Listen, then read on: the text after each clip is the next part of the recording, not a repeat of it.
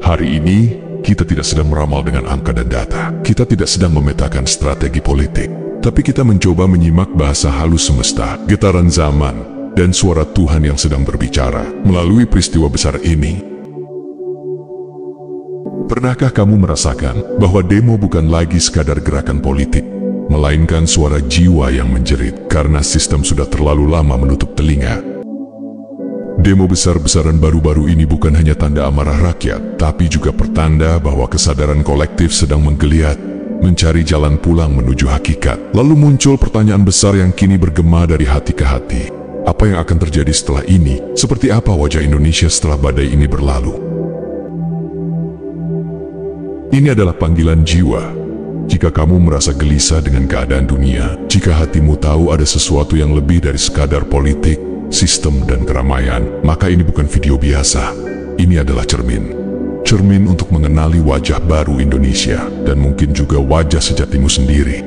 Jadi, izinkan dirimu menyimak sampai akhir, dan jika ada satu kalimat saja yang menyentuh hatimu, klik tombol like, bukan untuk algoritma, tapi sebagai tanda bahwa kamu hadir. Dan jika kamu baru pertama kali datang ke ruang ini, subscribe sekarang, agar kamu tak kehilangan arah di tengah arus informasi yang menyesatkan. Karena di sini kita tidak mencari sensasi, kita mencari kesadaran. Tarik napas perlahan. Dan biarkan dirimu hadir sepenuhnya, karena video ini bukan sekadar informasi. Segmen 1, 3 jalan yang terbuka. Setelah gelombang besar ini, akan ada 3 jalur kemungkinan yang terbuka untuk bangsa ini. Pertama, jalan kepalsuan yang dipertahankan.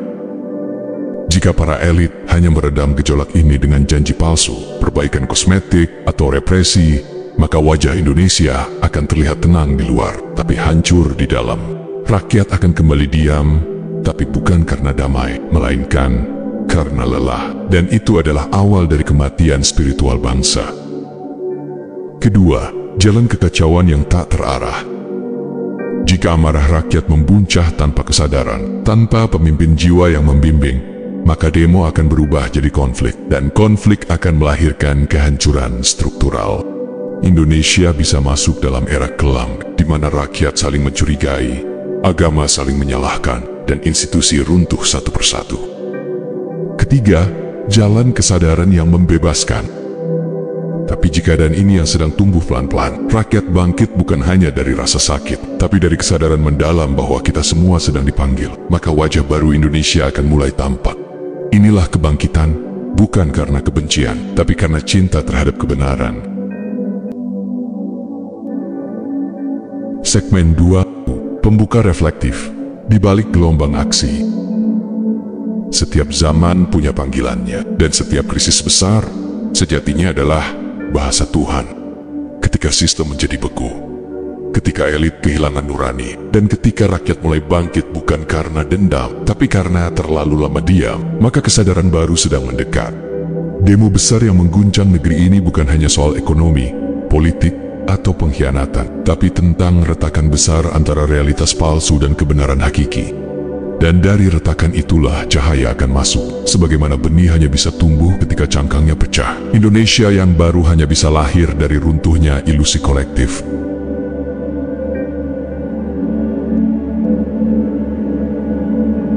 Segmen 3, Indonesia adalah jiwa, bukan sistem. Selama ini kita mengira yang harus dibenahi adalah sistem, pemerintah, hukum, DPR, partai politik. Itu penting, ya, tapi lebih penting dari itu, jiwa bangsa. Sebab sistem lahir dari cara berpikir lahir dari cara merasa, dan cara merasa lahir dari kondisi kesadaran. Jika kesadaran rakyat hanya ingin ganti wajah penguasa, maka perubahan hanya sebentar. Tapi jika rakyat berubah dari dalam, mengenal dirinya, mengenal Tuhannya, dan mengenal hakikat hidup, maka sistem akan roboh dengan sendirinya dan digantikan oleh tatanan baru. Karena sejatinya, Indonesia bukan sekadar wilayah, tapi jiwa yang sedang tumbuh menuju cahaya. Segmen 4, tanda-tanda zaman baru sedang lahir. Kita sedang berada di ambang zaman baru, dan kamu mungkin sudah merasakannya. Banyak anak muda mulai gelisah, bukan karena kemiskinan, tapi karena kekosongan makna. Banyak orang mulai berpaling dari agama formal, bukan karena ingin sesat, tapi karena mencari Tuhan di tempat yang lebih dalam. Banyak yang memilih diam, bukan karena apatis, tapi karena sedang menata jiwanya. Semua itu adalah tanda bahwa zaman baru bukan sedang datang, ia sudah tiba, tapi belum semua orang siap menyambutnya. Segmen 5, Wajah Baru Indonesia, Visi Spiritual Bangsa. Wajah Indonesia yang baru bukan tentang siapa presidennya, tapi tentang frekuensi kesadarannya. Di masa depan yang sedang dilahirkan, kita bisa melihat sekolah yang bukan hanya mengajarkan kepintaran, tapi kebijaksanaan. Pemimpin yang bukan hanya cerdas, tapi sadar. Rakyat yang bukan hanya menuntut hak, tapi memahami jati diri. Media yang bukan hanya memprovokasi, tapi menyadarkan. Agama yang tidak lagi berlomba jumlah pengikut, tapi berlomba menyinari jiwa.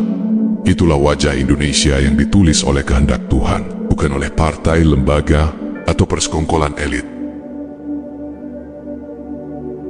Segmen 6, Penutup. Apakah kamu siap?